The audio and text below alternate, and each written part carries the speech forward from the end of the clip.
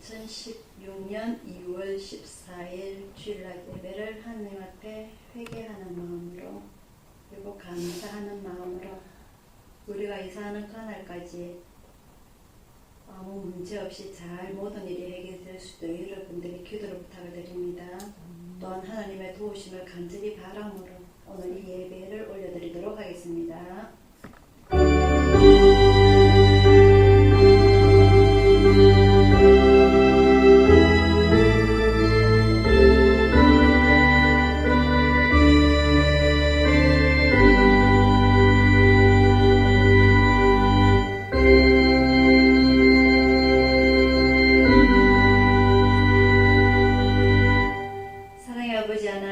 아버지 하나님의 은혜를 진심으로 감사를 드립니다.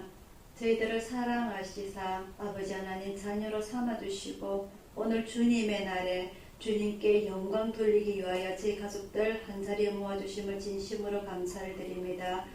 예수님께서 하나님을 영화롭게 한 것처럼 아버지 하나님 자녀된 저희들도 우리 하나님을 영화롭게 할 수 있는 자녀된 본분을 다할 수 있도록 인도하여 주시옵소서. 오늘 저희 가족들 주님 앞에 무릎 꿇고 엎드릴 때에 아버지 하나님 마음의 걱정 근심거리 육신의 질병까지 아버지 하나님 다 품어 안아주시고 위로하시고 어루만져 주시옵소서. 오늘 이 예배 올려드릴 때에 홀로 영광 받아 주시고 저희들에게 큰 은혜가 되게 하옵소서. 감사드렸고 예수님 이름으로 기도드리옵나이다. 아멘. 찬송가 27장입니다.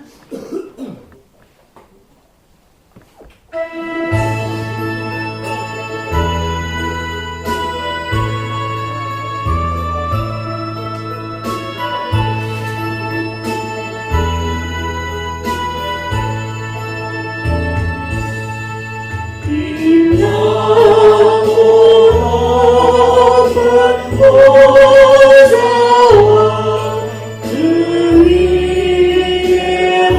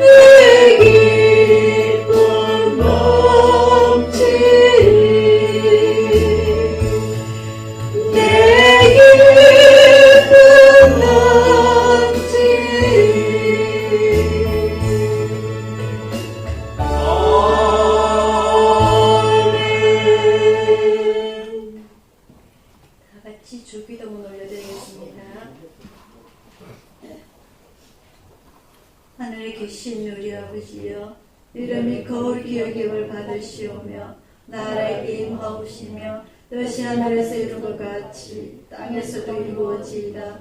오늘날 우리에게 일용할 양식을 주시고 우리가 우리에게 제지한 자를 사하여 준 것 같이 우리 죄를 사하여 주시고 우리를 시험에 들게 하지 마옵시고 다만 악에서 구하옵소서. 내게 나라와 권세와 영광이 아버지께 영원히 싸움나이다. 아멘. 교동문 42번입니다.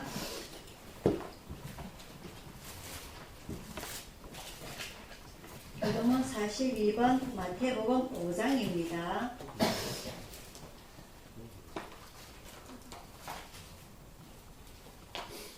다같이 교도하시겠습니다.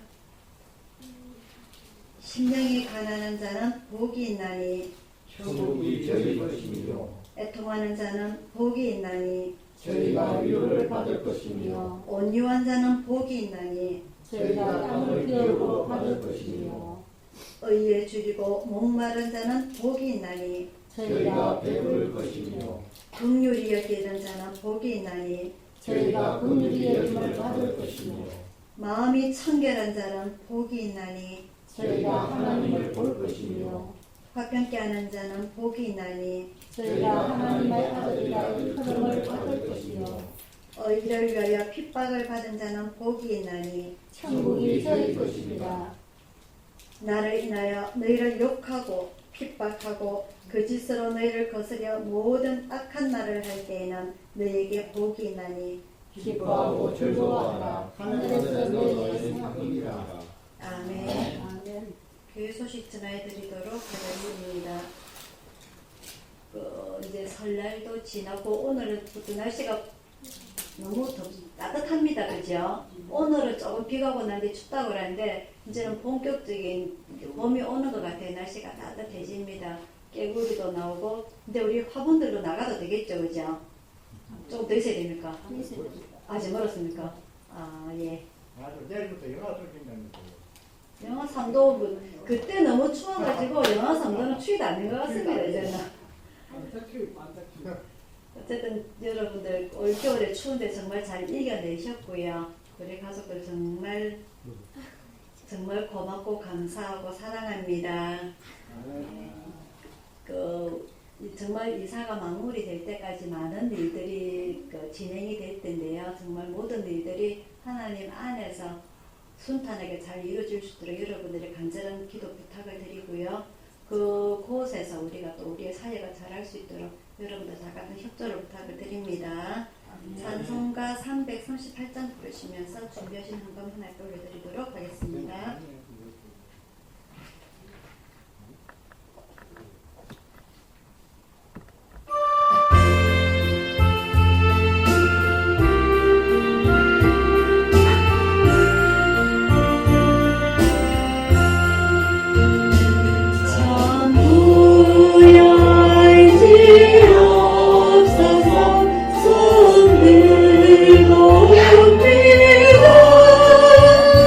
주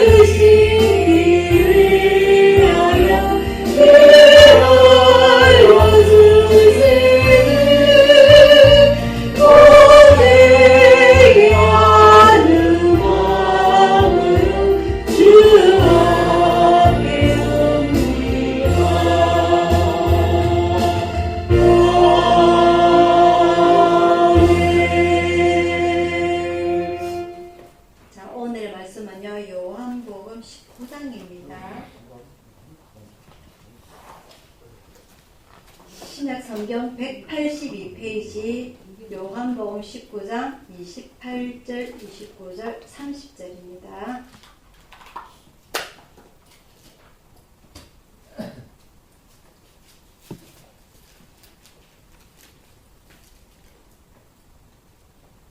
요한복음 19장 28절, 29절, 30절 세 절 다 같이 공독하도록 하겠습니다. 시작.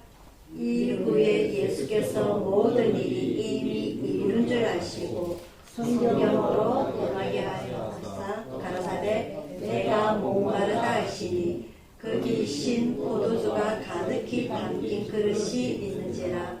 사람들이 신 포도주를 머금은 해융을 우슬초에 매어 예수의 입에 대니 예수께서 신 포도주를 받으신 후 가라사대 다 이루었다 하시고 머리를 숙이시고 영혼이 돌아가시니라. 아멘. 기도하겠습니다.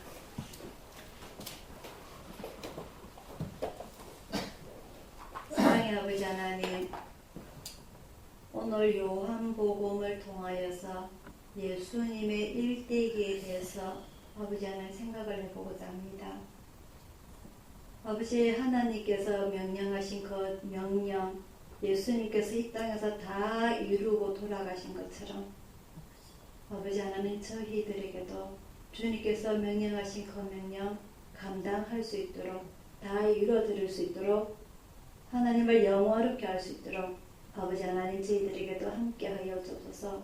비록 부족하고 가진 것 없고 나약하고 몸조차 성하진 않지만 아버지 하나님 저희들에게 있는 각기 가지고 있는 그 재능들을 통하여서 오로지 아버지를 위해 쓸 수 있도록 인도하여 주옵소서.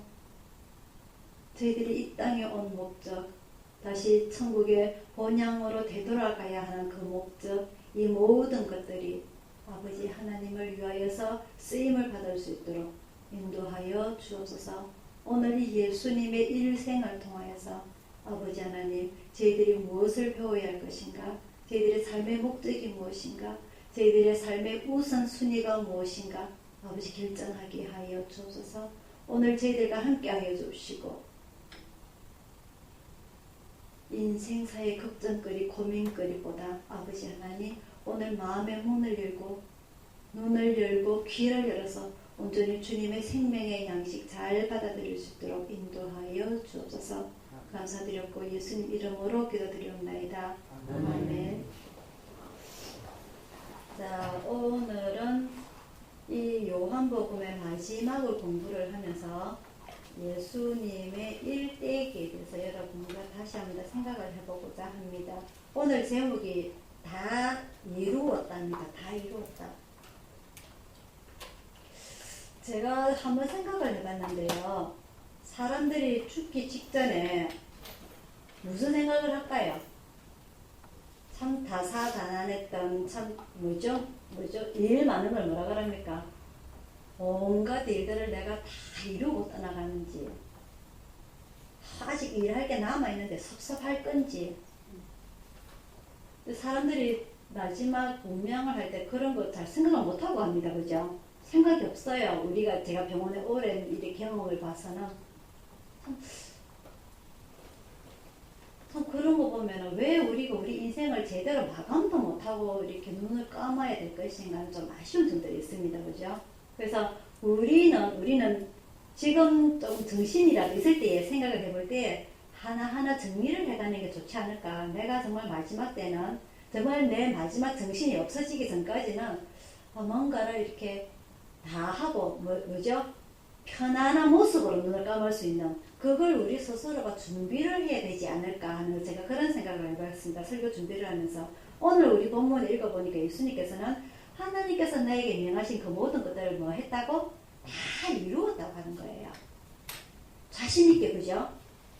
이건 예수님께서 십자가에 달리셔가지고 7가지 말씀을 하십니다. 그죠?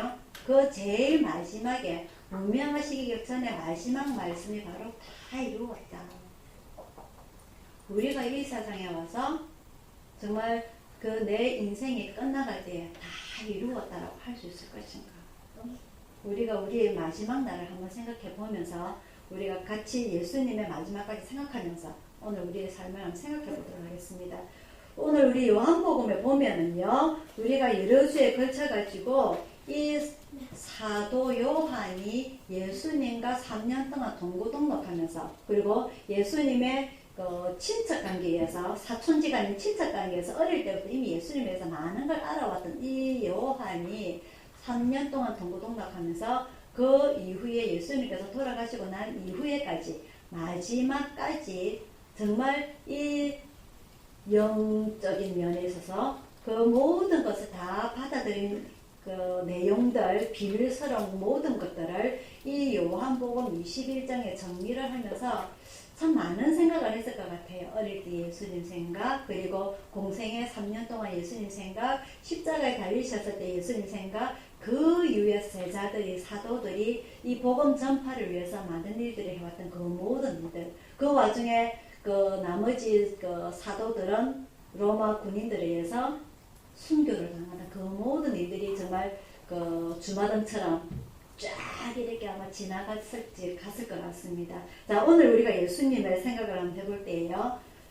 우리 어릴 때 어땠는가 여러분들 지금 생각해 보시죠. 내 어릴 때 어땠는가, 우리 부모님이 어땠는가, 내 형제들이 어땠는가, 내 어릴 때 우리 집이 어땠는가, 우리 마을이 어땠는가. 아마 여러분들의 지금 생각들이 아마 일어나고 있을 겁니다. 오늘 우리 예수님을 봤을 적에요. 쭉 정리하면서 이제 여러분들 속에 이 마음속에 예수님의 일대기가 정립이 되어 있어야 돼요. 어릴 때 우리가 예수님께서 성령으로 마리아의 몸에 잉태가 됐습니다. 그죠? 그 당시에 예수님이 이 땅에 오시기 위해서 덜러리가 됐던 사람들, 그들의 수고를 아끼지 아니하고 그 고생했던 그 사람들을 제가 말씀을 드렸습니다. 그죠? 일단 세례 요한, 그죠? 세례 요한, 예수님의 먼 친척이 이 세례 요한이 나이가 많으신 부모님에서 정말 이루어질 수 없는 그 임신이 하나님의 능력으로 인해서 이 세례 요한이 태어나게 되죠. 그래서 이 세례 요한이 태어날 때에 많은 사람들이 이 사람이 메시아가 아닌가 오해할 정도로 이 세례 요한은 큰 이적을 발휘하기도 했습니다. 그래서 이 사람이 광야에서 제자들을 많이 모으기도 하고 세례를 주기도 하고, 그죠? 이 세례 요한한테 나중에 예수님이 세례까지 받게 되는 큰 일을 하게 되는 이 사람이죠. 근데 그런 인물임에도 불구하고 이 세례 요한은 자기가 누구인가, 자기가 뭐하는 사람인가를 정확하게 알고 있었던 사람입니다. 그래서 이 많은 사람들이 당신이 메시아입니까라고 물어봤을 때에 내 뒤에 오시는 그 분이 바로 메시아이다. 나는 그 사람의 신발끈 하나 묶기조차도 힘든 정말 나는 낮은 사람이다라고 고스란히 예수님에게 그 자리를 내어줬던, 자기 자신을 알았던 사람이었죠. 그 이후에 많은 사람들이 소위 성인군자라고 하는 사람들이 이 세상에 많이 있었는데 그 사람들이 모든 게 똑같은 공동적인 사람들이 내가 하나님의 사자다. 어떤 사람들은 내가 예수님이다라고 자기 스스로를 칭하는 사람들이 있죠. 그 사람들 우리가 뭐라고 이름을 하냐면은 이단이라고 합니다. 그죠? 이단. 그 사람들이요, 이슬람의 교주가 마호메트죠. 그죠? 이 마호메트도 제가 지난주 말씀을 드릴 때에 유대인이라고 했습니다. 유대인은 똑같이 율법을 지키고 전통을 지키고 그리고 성전에 가서 제사를 드리는 그런 유대인이었는데 산에서 기도를 하다가 소위 득도를 하게 되죠. 도를 깨닫고서는 내가 바로 하나님의 아들이라고 자기 스스로 인정을 해서 이슬람을 만들게 됩니다. 이게 바로 우리가 말하는 이단이라고 하는데요. 이 이단이라는 것은 이 달을 끝단입니다. 끝단. 끝이 달아가는 거예요. 모든 요즘 우리가 생각하는 통일교라든지 그리고 또 뭐죠? 신천지라든지 모든 이런 사람들이 하나님을 믿습니다. 하나님 믿어요. 시작은 다 똑같이 하나님 믿는데 끝이 다릅니다. 뭐라고요? 내가 예수라고 하는 겁니다. 내가 예수라고. 많은 사람들이. 그래서 문세미가 모든 사람들이 성도들이 안 죽을 걸 생각을 했죠. 근데 문세미가 죽었죠. 그죠? 지도 인간이기 때문에. 그러니까 이게 소위 말해서 내가 하나님께서 뭔가를 이렇게 사도 요한에게 나중에 미래에 관해서 천국에 관해서까지 많은 걸 주셨을 때에도 이 사도 요한처럼 겸손하게 그걸 나는 자기의 자신을 인정하고 살아야 되는데 한계를 가르쳐 주시니까 알려주시니까 모든 걸 다 아는 것처럼 내가 예수라고 많은 사람들이 판단하고 그래서 스스로의 교단을 만들어 버립니다. 종교를 만들어 버려요. 그러다 보니까 기본적인 이 기독교에서 벗어나다 보니까 우리 정통적인 기독교에서는 이단이다. 잘못된 거다. 하나님의 아들 예수님이 계시는데 왜 친이들이 예수래? 그죠? 그렇게 일이 생기게 되는 겁니다.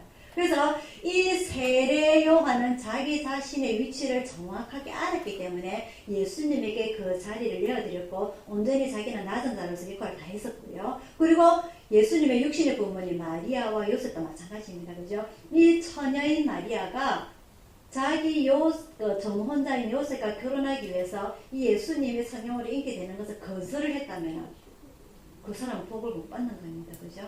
하나님께서는 또 다른 사람을 찾아시겠죠. 그러면은 예수님께서 이 땅에 오시는 게 또 더 늦어졌을 겁니다. 하지만 이 마리아는 많은 사람들이 또 정말 처녀가 임신을 했다는 것은 간음을 했다는 건데 그 돌을 맞아야 죽어야 되는 그런 상황까지 다 감수를 하고 제가 말씀대로 순종하겠습니다 하는 그 고통을 감수했기 때문에 예수님께서 이 땅에 오시게 되는 겁니다. 그죠? 그런 여러 사람들의 수고와 고통과 모든 노력들이 이루어지기 때문에 예수님이 이 땅에 오시게 되는 거고요. 예수님께서 이 땅에 오신 목적은 창세기 1장부터 나옵니다. 창세기 1장에서 하나님께서 천지 창조를 하실 때에 모든 천지 만물을 창조하시고 난 뒤에 맨 나중에 사람을 창조하십니다. 그죠? 6일째에 누구였죠? 아담입니다. 아담의 뜻이 뭐냐면요. 흙입니다. 흙. 그래서 창세기 2장에 보면 하나님께서 사람을 흙으로 만드실 때에 흙의 뜻이 뭐라고 그랬냐면 제가 히브리어 원어 뜻이 티끌과 먼지라고 했습니다. 그죠? 티끌과 먼지를 만들어 그게 뭉쳐져서 흙에 되어서 그 흙으로 만들어졌는 게 바로 아담입니다. 그래서 하나님께서 이 아담을 보시고 혼자서는 사람이 너무너무 외롭다라고 생각하셨기에 또 아담의 갈빗들을 취하셔가지고 여자를 만드십니다. 그죠? 그래서 그 남자와 여자를 만드시고 하나님께서 만드신 정원에 거기서 자유롭게 살도록 하십니다. 그게 무슨 정원이죠? 에덴 동산입니다. 그죠? 에덴 동산에 수많은 과실수와 그리고 수목들과 그 주변에 샘이 흐르고 있다고 했습니다. 그죠? 무슨 샘이었죠? 기온샘. 그죠? 기온샘을 그 멋진 우리가 사람이 살기에는 가장 중요한 것이 먹는 겁니다. 그죠? 물. 우리 몸의 70%가 물이 차지를 하고 있어요. 그만큼 우리에게는 물이 중요한 건데 그 주변에 그런 물이 흐르고 있단 말입니다. 그래서 물과 좋은 것을 모든 걸 다 주셨는데 아담과 하와가 죄를 짓게 됩니다. 하나님 앞에서. 그죠? 왜?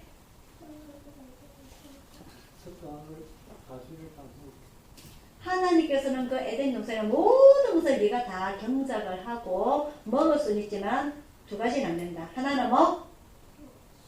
선악과 또 하나는 생명나무입니다. 그죠? 하나님께서 이 선과 악을 알게 하는 이 나무를 먹지 말라고 지성을 하셨는데 선과 악이 뭐냐면요. 우리 아이들이 처음에 태어날 때부터 선과 악을 알고 태어납니까? 모르고 태어납니까? 모르고 태어납니다. 그죠? 근데 한 서너 살쯤 되면 자기 자아가 생깁니다. 자기 스스로. 자아가 생겨서 너희가 안 돼. 그러면 아이들이 고집을 펴니다. 그죠? 너 이리 와. 위험해. 너 그 길로 가면 차가 다녀서 위험해도 애가 알고 되돌아옵니까? 어떻게 합니까? 염소처럼 지기로 갑니다. 그죠? 딱 서너 살 때부터 지 자아가 생겨요. 근데 이거는 악이라고 할 수는 없습니다. 그죠? 왜냐면은 지 스스로 선과 악이라는 것을 스스로 판단할 수 없기 때문에. 근데 어느 정도 한 10살쯤 되고 나서도 그걸 지가 모른다면은 그때는 매를 들어야 됩니다. 그죠? 그죠? 이 아이들이 어릴 때부터 선과 악이 모르듯이 이 아담과 하와가 처음에 지음을 받고 나서 벌거벗고 다녀도 그들이 부끄러움을 몰랐다는 겁니다. 선과 악이라는 것을. 근데 이 선과 악을 먹지 말라는 것을 사람의 교만으로 인해서 뱀이 꼬드깁니다. 그죠? 네가 이것을 먹는 날에 정녕 하나님과 같이 되리라. 이 땅에서의 아담과 하와는 하나님이 너무너무 멋지 보이거든요. 모든 것을 다 하시고 천지창조를 하셨는데 사람도 만드셨는데 너무너무 멋지 보니까 내가 이거 하나만 먹으면 하나님과 같이 된다는 그 말에 사람이 홀딱 넘어갑니다. 그래서 그 선악과를 따먹고 하나님 앞에 쫓겨나오게 되죠. 죄를 짓게 됩니다. 그죠? 근데 하나님께서는 자기에게 죄를 지은 이 사람들을 버려두시지 않는 거예요. 이 사람에게 많은 것을 주시기 위해서 정말 혼돈하고 공허하고 모든 것이 암흑인 이 지구에서 모든 천지창조를 다 하시고 난 이후에 사람을 만드시고 그 모든 천지창조물들을 이 사람에게 주시죠. 네가 다스리라. 네가 경작해라. 내가 너희를 보니까 너무너무너무너무 아름답구나. 정말 멋지구나. 이 자식이요. 어릴 때는 성과학을 모르고 있다가 똥 하나까지 이쁩니다. 그죠? 오줌 하나 싸는 것도 이뻐요. 내 자식이니까. 근데 어느 정도 컸는데 이게 죄라는 걸 알면서도 죄를 짓는다면 어떻게 해야 됩니까? 때려서라도 잡아야 됩니다. 그죠? 고쳐줘야 됩니다. 너 죄 지었어? 그럼 내 자식 아니야. 고작 팔 수 있습니까? 그게? 아닙니다. 그죠? 하나님께서는 죄를 지은 이 인간에게 호적을 파내지 않으시고 비록 쫓아냈지만은 그 죄를 다시 깨끗하게 씻어주기 위해서 처음부터 계획을 하고 계셨습니다. 이 죄를 없애주기 위해서 처음 태초의 그 모습으로 되돌리기 위해서 그 계획이 무엇이냐? 예수님을 이 땅에 보내시는 겁니다. 요즘 그 환경이 너무 엉망이다 보니까 예전에 비해서 질병이 있는 사람들이 많습니다. 제일 많은 게 뭡니까? 여러분들 잘 아시다시피 암입니다. 그죠? 암이에요. 요즘 제일 많은 게 한짓걸로 한 사람이 암입니다. 맞죠? 이 암이 가장 주 원인이 뭘까요? 그렇죠. 그죠? 젊은 사람들도 암이 걸립니다. 그죠? 그렇다면은 이 나이가 들어서 내가 술, 담배를 많이 해서 암이 걸린다. 물론 그럴 수는 있어요. 하지만 가장 주범인 것은 먹는 음식에 있습니다. 뭘까요? 먹는 음식이. 야채보다는 기름진 거, 특히 고기를 많이 먹죠. 그죠? 우리가 고기를요, 우리 가정에서 생각해보자. 우리가 고기를 먹는 게 삶아 먹는 걸 많이 먹습니까? 아니면 볶아 먹는 걸 많이 먹습니까? 구워 먹는 걸 많이 먹습니까? 그죠? 인류가요, 우리가 원시인들이, 인류가 맨 처음에 사람들이 고기를 어떻게 먹었을 것 같아요? 우리 원시인들이. 잡아고 생걸로 먹었죠. 근데 어느 순간에 우리가 역사책에서 어릴 때 학교에서 배웠던 겁니다. 불을 발견하게 됩니다. 그죠?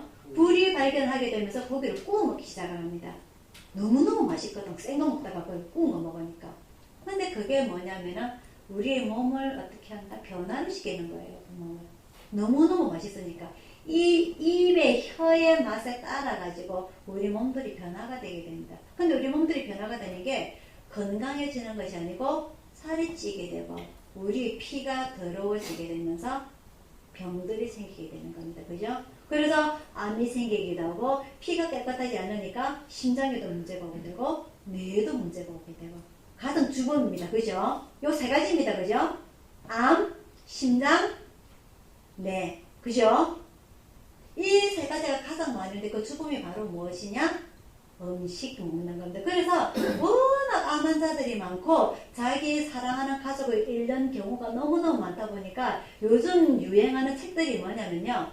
태초로 돌아가잖아요. 태초로. 우리가 태초로 먹는 게 뭘까요? 이 에덴 동산에서 먹었던 것들입니다. 야채, 과일, 육류도 구워 먹는 거 아닌 거. 아시겠어요? 일반 세상 사람들이 유행하는 게 요즘 이런 음식들이란 말입니다. 맞죠? 그죠? 맞습니까?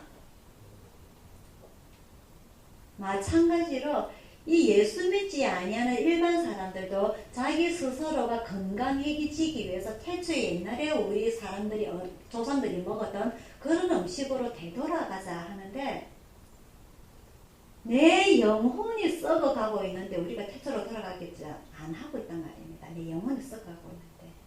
그죠? 세월이 발전함에 따라서, 과학이 발전함에 따라서, 사회가 발전함에 따라서 여러분들 아시다시피 하루에 수십 가지 사건 사고들이 나옵니다. 그죠? 그죠?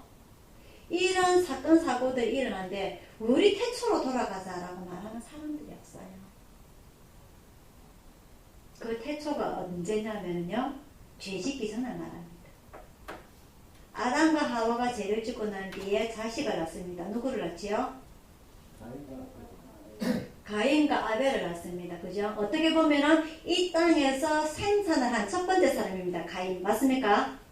근데 그 사람이 무슨 짓을 합니까? 동생을 죽이죠. 정말 어처구니 없습니다. 그죠? 죄가 죄를 낳는 겁니다. 죄가 죄를 낳는 거예요.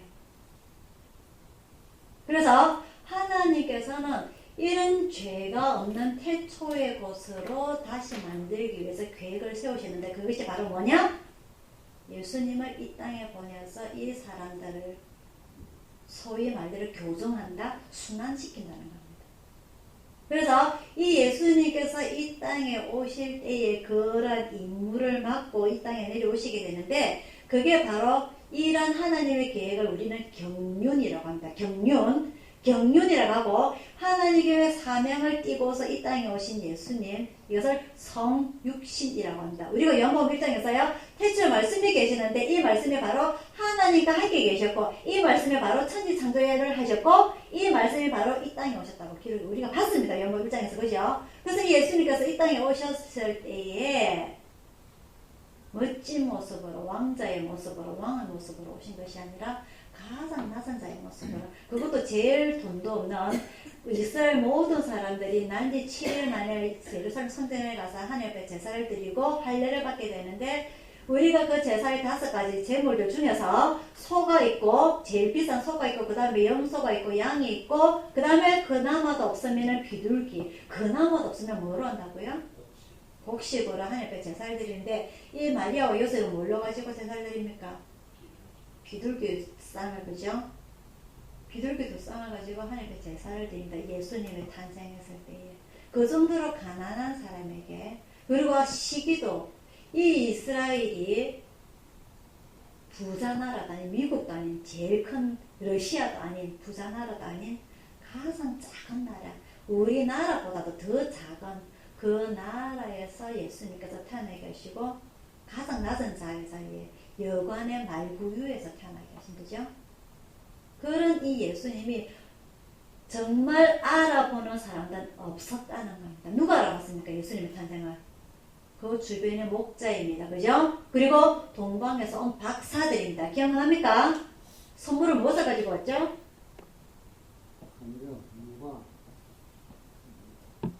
몰약. 요 3가지를 가지고 와서 예수님의 왕의 탄생하심을 축하하는, 그죠? 아주 적은 사람들만이 이 예수님의 탄생을 축하를 하게 되죠.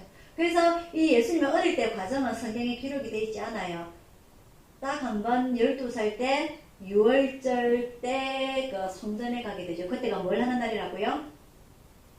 성인식 하는 날이라고 했습니다. 이 성인식 때 딱 한 번 때 말씀이 나오는데 이때 예수님께서 점점 자라나시면서 지혜가 자라난다. 그죠? 지혜가 자라난다. 우리가 아이들이 밥을 먹이고 자라나면서 지혜도 같이 자라나야 됩니다. 아이들이 1학년 때 수업 교재가 틀리고 2학년 때 수업 교재가 틀리고 그리고 중학교 때 수업 교재가 틀리고 고등학교 때 수업 교재가 틀립니다. 점점 어려운 것들 우리가 배워나가죠. 그러므로서 우리 스스로가 지혜가 자라나야 하는데 예수님께서는 하나님에 대한 지혜가 자라났다라고 되어 있어요. 우리는 교회 다니지 1년이 되고 2년이 되고 3년이 되는데 하나님을 아는 지식, 그 지혜가 얼마만큼 자라났을까요? 우리가 지금 이 세상을 60년, 70년, 80년 살았는데 나름대로의 세상의 경험들이 있습니다. 그죠? 그죠? 그런 것을 우리 스스로는 지식이라고 판단해야 됩니다. 지식, 알지 못하는 것들을 나는 경험을 했기 때문에. 그죠? 근데 이게 지혜로운가? 그거는 문제가 좀 있습니다. 그죠? 나이 80이 돼도 철 안 내는 사람도 있거든요. 그죠? 그건 지식은 있지만은 지혜가 부족한 겁니다. 이 우리가 지혜라고 했을 적에는요, 지혜는 두 가지가 있습니다. 하나님께서 말씀하신 하나님을 아는 지혜, 내 이웃을 사랑하는 지혜. 이 두 가지가 필요한 거예요. 그걸 60이 되고 70이 되고 80이 되더라도 10살과 똑같은 지혜를 가지고 있다면서 잘못된 거죠. 그죠? 마찬가지입니다. 우리가 교회를 다녀도 1년을 다녀도 2년을 다녀도 그 지혜가 자라나야 되는데 처음 예수 손에 들어갔을 때와 똑같은 마음을 가지고 있다는 것은 안 자라났다는 겁니다. 뭘 먹었는지, 육신의 밥만 먹었는지, 영혼의 밥은 하나도 안 먹었다는 거예요. 그죠? 자라나야 됩니다. 우리의 믿음이 자라나야 되고 예수님처럼 우리 어린 아이들이 밥을 먹고 키가 크고 몸무게가 늘어나듯이 우리의 하나님을 아는 지혜, 사람을 사랑할 줄 알고 배려할 줄 아는 지혜가 자라나야 됩니다. 그래서 이 예수님께서 12살 때 한번 기록이 나오고 그리고 30세에 세례 요한으로부터 세례를 받으면서 공생애를 시작하시게 되죠. 그래서 이 3년 동안의 제자들을 선택을 해서 이 제자들에게 3년 동안 동고동락을 하면서 두 가지 말씀을 하십니다. 그죠? 뭐죠? 세례 요한처럼 회개하라. 또 한 가지는 천국에 가까웠다. 그래서 우리가 이 요한, 마태, 마가, 누가 요한을 하시면서 제가 천국에는 이런 일들이 여러 가지가 있다라고 해서 비유를 장면을 많은 말씀을 드렸고요. 오늘 이 본문에는 예수님의 마지막입니다. 지난주에는 제가 그 마지막 성만찬 때 6월절 때 말씀하신 예수님께서 이 땅을 너무너무 사랑하셔가지고 이 제자들에게 이제 내가 없으면 이 제자들이 뿔뿔이 흩어질 것인데 어떻게 해야 될 것인가에 대해서 사랑하는 장면에 대해서 많은 그 비유를 했던 게 바로 요한복음 13장에서 17장까지 내용이라고 말씀을 드렸고요. 그 와중에 그 포도나무 가지에 대해서 말씀드렸습니다. 그죠? 자, 오늘은 이 예수님께서 마지막 성만찬을 하시기 전에 먼저 제자들의 발을 씻어주는 세족식을 행하게 되고 그리고 물과 그 포도주와 떡으로서 성만찬을 행하시게 되죠. 이때에 이 예수님께서는 오늘 그 우리가 28절입니다. 본문에 이후에 예수께서 모든 일이 이미 이룬 줄 아시고 이미 예수님께서는 자기 미래를 아신다고 했습니다. 그죠? 모든 일이 이미 이룬 줄 아시고 이 모든 일이 무엇일까요? 하나님께서 자기에게 명하셨던 일, 예수님께서 이 땅에 오신 목적은 뭐라고요? 구원이라는 것은 무슨 말입니까? 원하는 것을 구한다는 거 아닙니까? 그죠? 그 원하는 게 뭡니까?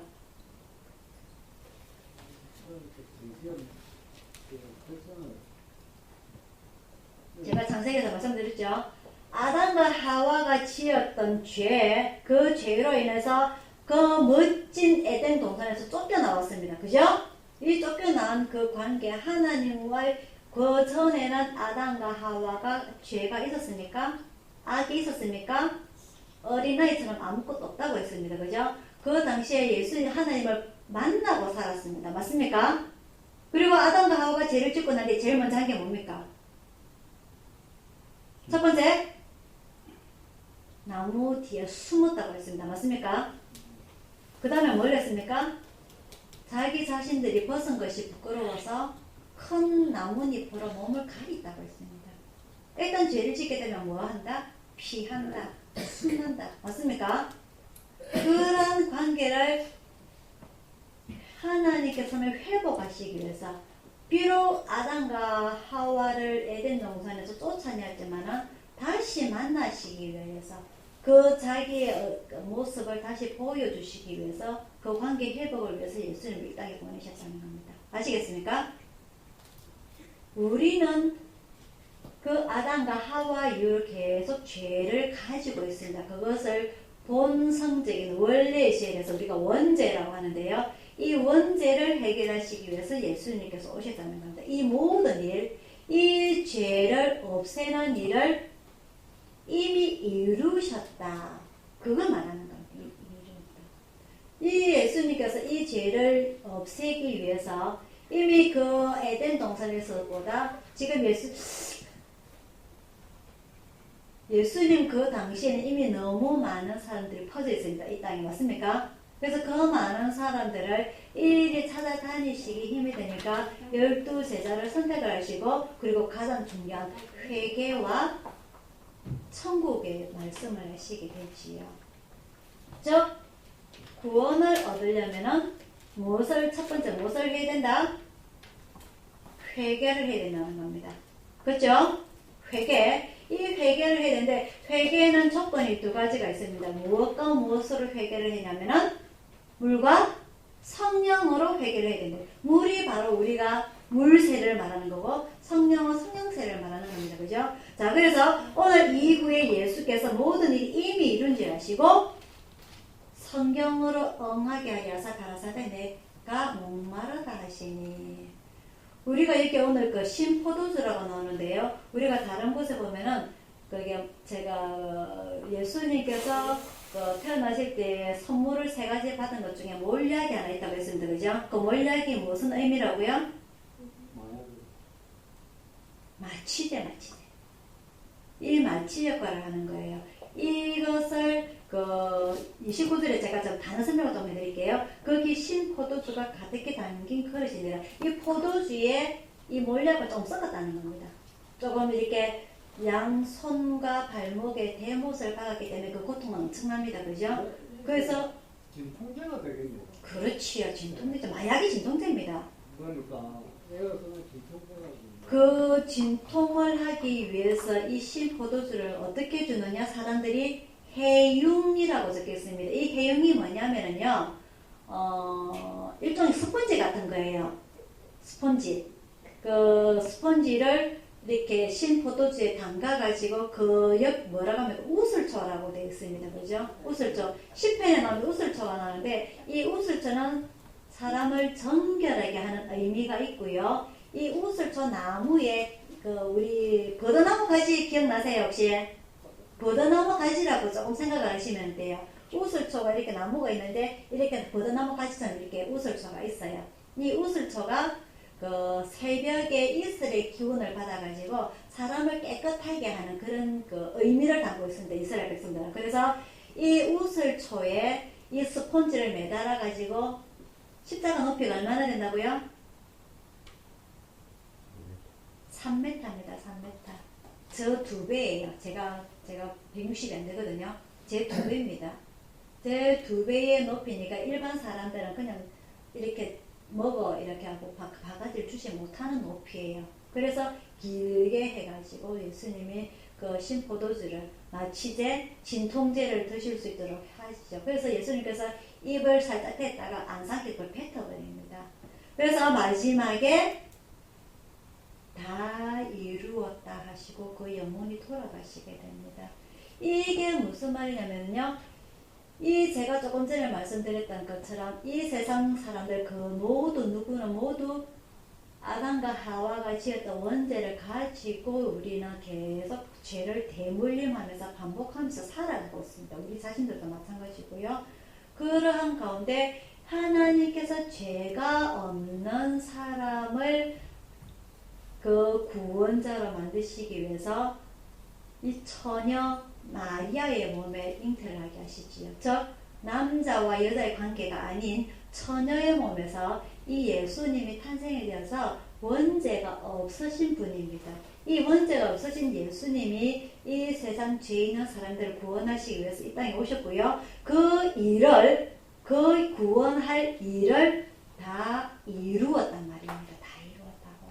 자기 목숨을 바쳐서 자기 생명을 바침으로 자기 피를 바침으로 수많은 인류의 구원을 이루었단 말입니다. 예수님이 죽었는데 내 죄가 어떻게 이루어지느냐? 우리로서 좀 이해가 안 됩니다. 그죠? 자, 그 이해를 돕기 위해서 이스라엘 백성들이 광야에서 제사를 지낼 때에 7월 10일 날이 무슨 날입니까? 대속제일. 대속제일이 어떤 행사를 합니까?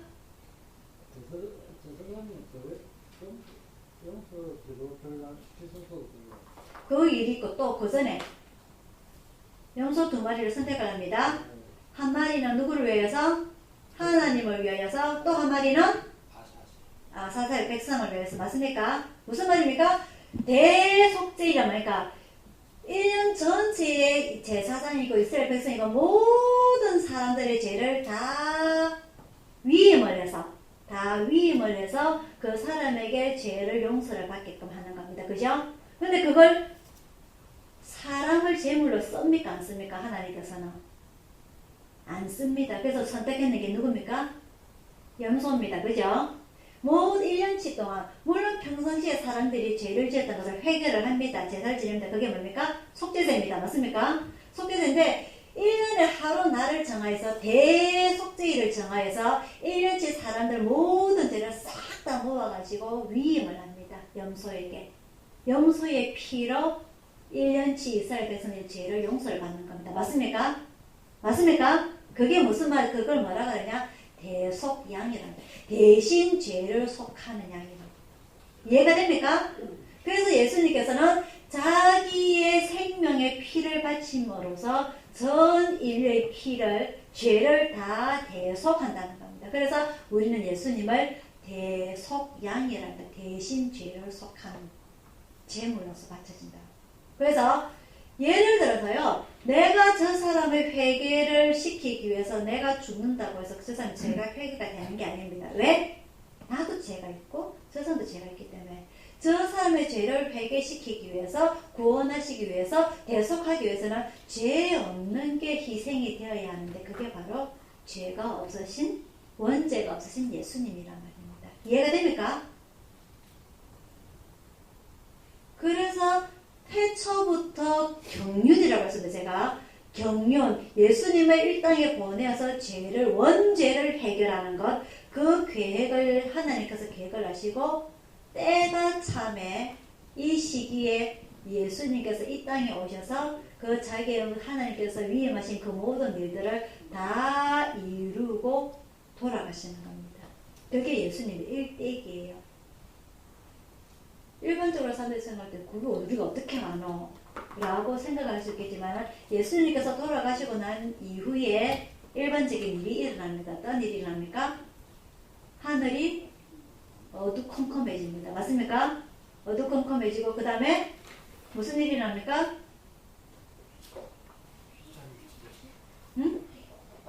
휘장이 반으로 찢어지고 그 다음에 무덤에 있던 잠자던 자들이 일어납니다. 맞습니까? 자, 그럼 휘장이 찢어진다. 이게 무슨 말이냐? 대속죄일 날 그 염소가, 아사셀 염소가 모든 사람들의 죄를 다 짊어지고 광야로 나갈 때에, 대속을 할 때에 그 모든 행사가 끝나고 난 뒤에 대제사장은 지성소에 휘장을 열고 들어가서 지성소에 가서 뭘 봅니까? 법궤를 봅니다. 그죠? 맞습니까? 무슨 말이냐? 그 모든 1년치의 모든 이스라엘 백성의 죄를 염소가 다 짊어졌지만은 그 원죄가 해결이 되지 않는다는 겁니다. 하지만 예수님께서 십자가에 자기의 피를 흘리심으로 인해서 그 휘장이 찢어지는 겁니다. 그래서 그 대제사장만 들어갈 수 있는 그 지성소에 이제는 예수님의 피로 인해서 구원받은 그 누구든지 들어갈 수 있다는 겁니다. 그래서 제가 성전에서 말씀을 드렸죠. 초막절 할 때에 이스라엘 성전에는 이방인이 들어갈 수 있는 곳, 이스라엘 여자들이 들어갈 수 있는 곳, 이스라엘 남자들이 들어갈 수 있는 곳, 제사장이 들어갈 수 있는 곳, 딱 모든 범위가 지정이 되어 있다고 했습니다. 그죠? 근데 예수님이 돌아가심으로 인해서 그게 없어지는 거예요. 그래서 우리가 지금 이렇게 자유롭게 한 곳에서 예배를 드릴 수 있는 곳이고요. 사우디아라비아가 있습니다. 그죠? 거기 지금 중동 지방이다. 이스라엘 옆입니다. 맞습니까? 이스라엘 옆인데 이 사람들이 지금 가장 원하는 게 뭐냐? 이 여자들이 남자의 종속적입니다. 그죠?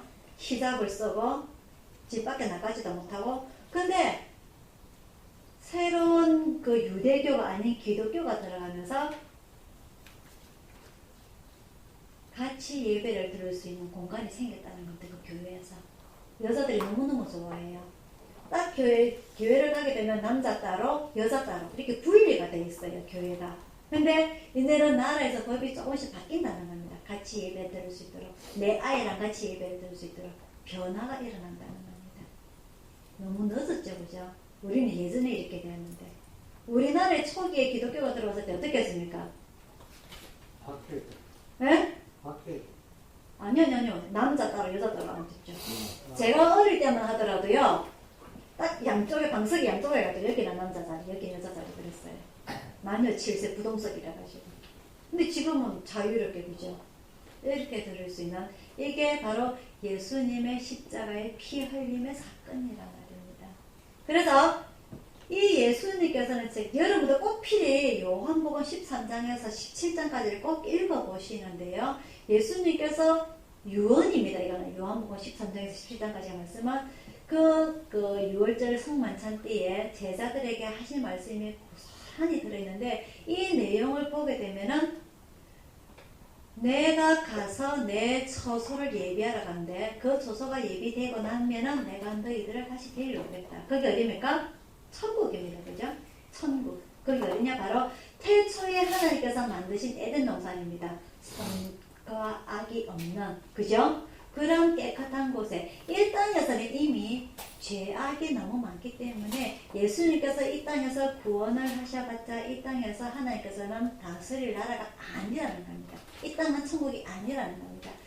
예수님께서 가신 그곳, 그 천국에서 우리가 거주할 집을 다시 만들고 난 뒤에 우리를 데리러 오시겠다고 요한복음 14장에서 14장의 내용을 읽어보시면 나와 있어요. 그 오시는 그때를 우리는 재림이라고 하고요. 이 재림 시기에 우리가 그 천국으로 가기 위해서 준비를 해야 되는데 그것이 무엇이냐? 구원을 받아야 된다는 겁니다. 무엇으로? 예수님의 피로. 그러면 지금 예수님 안 계신데 우리가 예수님 피를 어떻게 내 몸에 적시느냐? 그게 뭐라고요? 물과 성령으로 구원을 받는 겁니다. 물과 성령으로. 그래서 교회에서 물로 세례를 받고 성령으로 다시 한번 더 우리가 세례를 받아야 되는데 이 성령을 예수님께서 내가 가고 난 뒤에 내가 가야만 이 성령을 너희에게 보내주겠다. 이 성령을 받아야만이 너희들이 천국에 갈 수 있다는 겁니다. 이 땅에서의 영원한 삶이 아니요, 이 땅에서의 후회되는 삶이 아니요, 이 땅에서의 부족한 삶이 아니요, 저 천국에서 항상 웃을 수 있는, 항상 하나님을 찬양할 수 있는 태초의 그곳으로 우리가 돌아가야 된다는 겁니다. 그렇다고 해서 우리가 이 못생긴 이 얼굴을 갖고 가는 거 아닙니다. 쪼글쪼글한 우리 김선영 집사 얼굴 그대로 갖고 가는 거 아닙니다. 그죠? 우리 김선영 집사 거기 가서도 다리가 부실해갖고 앉지도 못하고 그럼 못 자겠노? 가장 아름다운 모습입니다. 왜? 왜일까요? 왜 20살 때에 16살 때 그 모습으로 가게 될까요? 어떤 모습일까요? 가장 아름다운 모습이라는 것은요, 죄악이 없는 그 모습을 말하는 겁니다. 죄악이 없는 그 모습. 맨 처음 아담과 하와가 죄를 짓기 전에 그렇게 살았을 거란 말입니다. 죄와 악이 없는. 우리 아이들이 처음에 태어나면 피부가 얼마나 좋은지 몰라요. 여러분들 다 아시죠? 피부가 너무너무 보들합니다. 근데 우리 저 옆에 나이 드신 분들 손 한번 보세요. 자기 손 한번 보세요. 쭈글쭈글해요. 우리 그 병원의 할머니들이 들어봐서 못 봐겠다라고 합니다. 들어봐서 못 봐겠다. 그죠? 그 어린 아이의 죄를 모르는 그 상황의 모습으로 우리가 돌아가야 되는 겁니다. 그 삶이 어디냐? 바로 천국이고요. 그 삶이 바로 하나님을 찬양하는 삶이고요. 그때는 남을 미워하지도 아니하고 욕심도 없고 하나님을 사랑하고 내 이웃을 사랑하는 그런 배리어들만 있는 그런 모습이랍니다. 그 삶이 이 땅의 모습이 아니고 예수님께서 준비하신 그 처소, 그 천국의 삶이란 말입니다. 우리가 그 삶을 향해서 나아가는 거예요. 그래서 이 땅에서 내가 눈 감으면 끝이지가 아니라 이 땅에서 끝나죠, 당연히. 이 땅에서는 어떻게 됩니까? 3일 만에 전부 다 흙으로 돌아갑니다. 그죠? 맞습니까? 3일 만에 흙으로 갑니다. 3일 만에.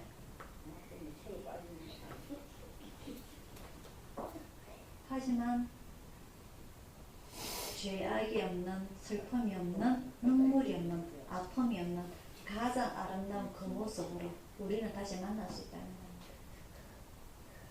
그러한 그곳에 만나기 위해서 예수님께서 이 땅에서 그 삶의 일대기를 제가 여러분들에게 말씀을 드렸고요. 가장 중요한 것, 우리 사람은요 소망이 있어요. 소망이 있어요. 어제보다는 오늘이 좀 더 좋았고 오늘보다는 내일이 더 좋겠지. 그죠?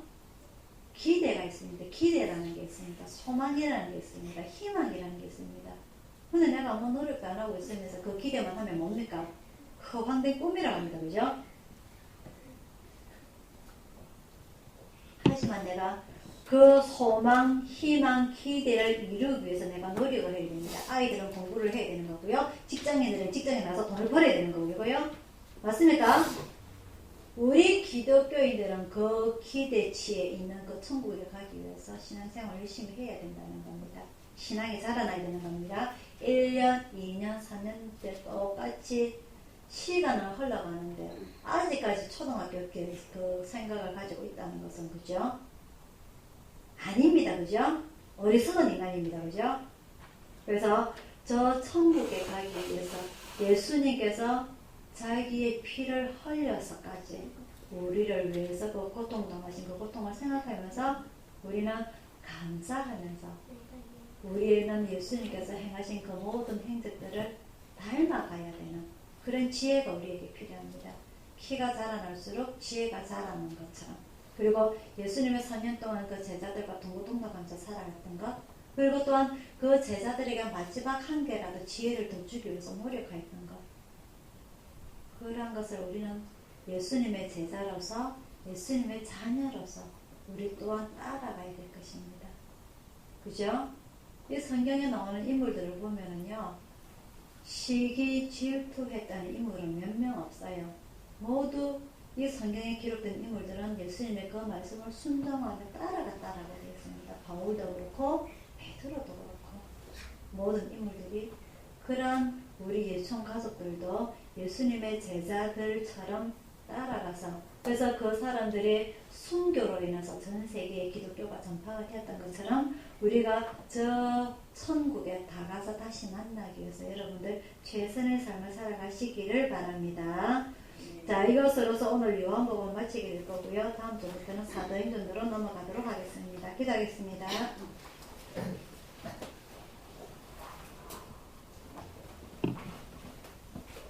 사랑의 아버지 하나님, 오늘 예수님의 일생을 통하여서 하나님께서 경륜으로 계획하신 그 구원 사역의 역사를 아버지 하나님, 예수님께서 이 땅에 오시고 그리고 십자가에 돌아가실 때까지 다 이루었다고 자신 있게 답할 수 있는 그 오늘 말씀 저희들이 배웠습니다.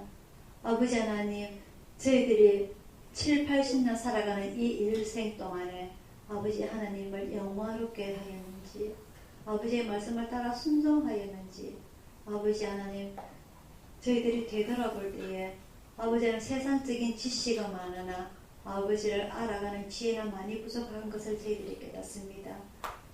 예수님의 피 구원으로 인해서 얻으신 저희들의 죄 구원, 아버지는 저희들이 이 땅에 살아가면서 스스로 짓는 자범죄 짓지 않도록 지켜주시고, 행여나 저희들이 알고도 지었든지 모르고도 지었든지 있다면 아버지 하나님 매일매일 회개의 시간을 통해서 아버지 하나님 그 예수님의 십자가에 흘리신 피 보혈로 인하여서 저희들 죄 씻음 받을 수 있도록 인도하여 주시옵소서. 저희들은 부족해서 연약해서 무지해서 아버지는 저희들이 죄를 짓고 사는 줄도 모르고 삽니다. 하루를 마감하는 그 시간에 주님의 십자가 보혈로 오늘 하루의 죄도 씻어 주옵소서. 죄 씻음을 받고 하나님께서 주시는 평안함으로 아버지 하나님 하루도 마감할 수 있는 저희들 다 될 수 있도록 인도하여 주시옵소서. 돌아가는 발걸음도 지켜주시고 한 주일 동안도 주님의 품 안에서 저희들 지켜주시고 빛이 되어주시고 등불이 되어주시옵소서. 감사드리고 예수님 이름으로 기도드리옵나이다. 아멘. 찬송가 545장입니다. 오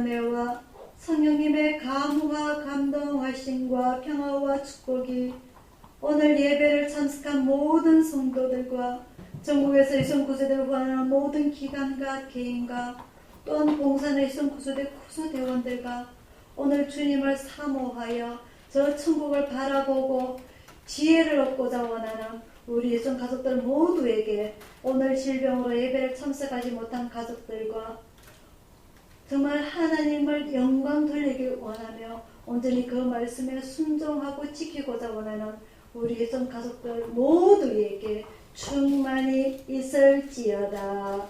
아멘.